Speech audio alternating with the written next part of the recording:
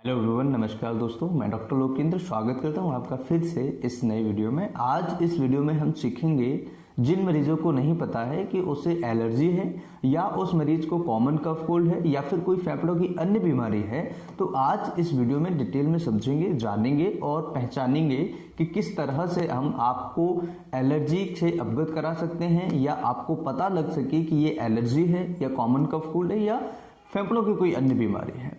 तो जब भी हमें कोई फेफड़ों की बीमारी होती है या कभी हमें इन्फेक्शन होता है या एलर्जीज होती है या फिर कॉमन कफ कोल्ड होता है, तो आपको हमेशा कन्फ्यूजन बना रहता है और ये समस्याएं लंबे समय से आपको चलती रहती हैं। कई मरीज ऐसे होते हैं जिनको बलगम बनता रहता है, कई मरीज ऐसे होते हैं जिनको अन्य समस्याएं भी होती हैं।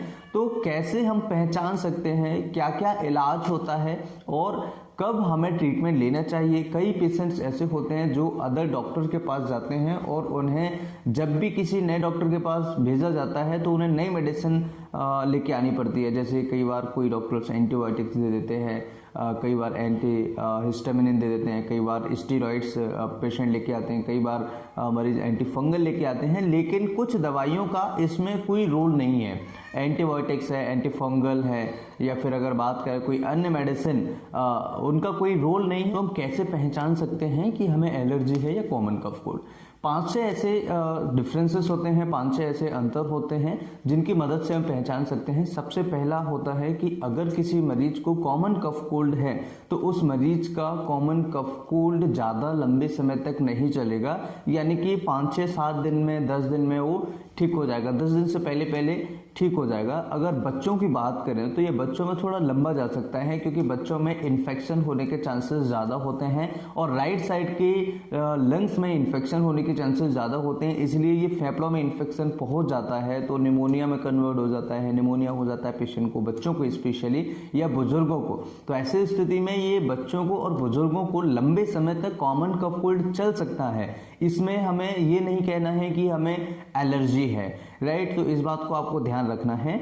अगर एडल्ट्स की हम बात करें, नॉर्मल व्यक्ति की बात करें जिसको जुकाम खांसी अगर होता है, अगर जैसे किसी व्यक्ति की उम्र 15 साल से ऊपर है, 40 साल के बीच में है, तो उस व्यक्ति को जुकाम खांसी 5 से 10 दिन के अंदर अंदर निकल जाना चाहिए। यानी उसका जो जुकाम खांसी है बिना दवाई की भी 5 से 10 दिन में ठीक हो जाना चाहिए। ये एक सिनेरियो होता है जुकाम खांसी का, जो इंक्यूबेशन पीरियड जो होता है उसके अकॉर्डिंगली हम बात करें तो।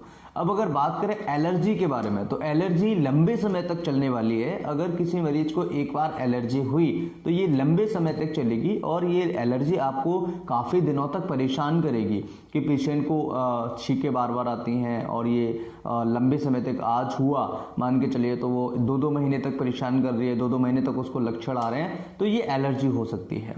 इसके अलावा और लक्षणों में बात करें तो पेशेंट को जुकाम खांसी होगा तो बुखार आएगा, सिर में दर्द हो सकता है, उसको नोज ब्लॉक हो सकता है, ठीक है। और कई बार पेशेंट को, अगर बच्चों की बात करें तो छाती में घड़घड़ जैसी आवाज़ होती है, ठीक है। और ये सिम्टम्स आपको कॉमन कफ कोल्ड में मिलेंगे। लेकिन एलर्जी की बात करें तो ये सिम्टम्स आपको नहीं मिलेंगे। एलर्जी में सिम्टम क्या मिलेंगे आपको? आंखों से पानी आना, छींके आना, नाक से पानी आना, ठीक है, या स्किन पर चकत्ते होना। इस तरह के जो सिम्टम्स होते हैं वो एलर्जी के सिम्टम्स होते हैं, ठीक है। बार बार जुकाम बने रहना जो कि लंबे समय तक बना रहता है, बार बार बलगम गिरते रहना गले के अंदर, इस तरह के सिम्टम्स आपको एलर्जीज के अंदर मिलेंगे।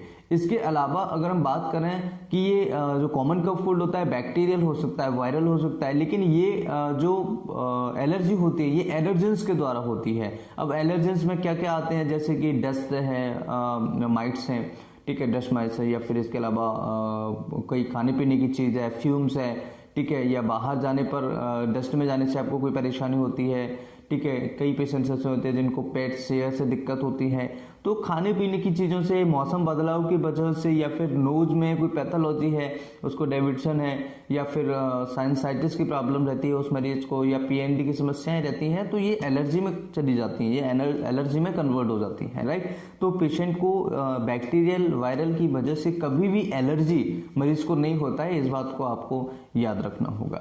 अगर बात करें ब्लड टेस्ट के बारे में तो किसी मरीज को अगर कॉमन कफ कोल्ड है, जैसे जुकाम कॉमन खांसी है, कॉमन कफ है, कॉमन कोल्ड है, तो ऐसी स्थिति में ब्लड टेस्ट अगर आप कराएंगे तो उस मरीज का लिम्फोसाइट्स बढ़ सकता है, उस मरीज का TLC बढ़ सकता है।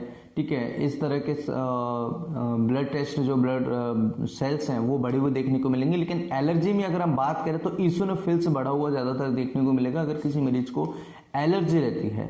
और स्पेशली अगर नोज की एलर्जी है या जुकाम खांसी लंबे समय तक उस मरीज को बना रहता है तो ऐसे मरीज को फिर यहाँ का एक एक्सरे कराना चाहिए, जिससे कि पता लग सके कि उसको क्या वास्तव में प्रॉब्लम है और एक प्रॉपर डायग्नोसिस बने और उसको अच्छा ट्रीटमेंट मिल सके। इसके अलावा अगर हम बात करें एलर्जीज में और कॉमन कफ कोल्ड में क्या और अंतर होता है, तो यहाँ पर कुछ और चीज़ें ध्यान रखनी होगी मैं, जिनकी वजह से हम पहचान सकते हैं कि कॉमन कफ कोल्ड है या फिर हमें एलर्जीज है। इसमें मरीज को बलगम बनता है, लेकिन कुछ दिन में 5 से 7 दिन में 10 दिन में ये धीरे धीरे उसको आराम मिलना स्टार्ट हो जाता है। लेकिन एलर्जीज में ऐसा नहीं होता है। एलर्जी में लंबे समय तक उसको जुकाम रहेगा और लंबे समय तक उस मरीज को बलगम बनता रहेगा, गले में गिरता रहेगा, ऐसी दिक्कत उस मरीज को आएगी। इसके अलावा इसमें जो कॉमन कफ कोल्ड होता है, इस समस्या में मरीज को एंटीबायोटिक्स या स्टेरॉइड्स देने से रिलीफ मिल जाता है। लेकिन वहाँ पर जो एलर्जी का केस है वहाँ पर स्टेरॉइड्स या एंटीबायोटिक देने से कोई भी रिलीफ उस मरीज को नहीं मिलता है, वहाँ पर एंटीहिस्टामिनिक चलता है। तो एंटीहिस्टामिनिक में होम्योपैथी में बहुत अच्छा मेडिसिन है, हिस्टामिन के नाम से एक मेडिसिन आता है, जिसकी सहायता से, जिसके हेल्प से आप अपनी समस्या को ठीक कर सकते हैं और काफ़ी हद तक आपकी एलर्जी की समस्याएं ठीक हो सकती हैं। तो सिंपल कॉमन कफ कोल्ड और एलर्जी में जो अंतर होता है उसका 3-4 रीज़न जो है, 3-4 डिफरेंसेस जो हैं वो हमें समझना चाहिए। सबसे पहला जो डिफरेंस होता है वो होता है कि अगर किसी मरीज को जुकाम खांसी आज हुआ तो आज से 10 दिन के अंदर अंदर वो ठीक हो जाएगा, लेकिन एलर्जी में ऐसा नहीं होता। एलर्जी लंबे समय तक चलती है।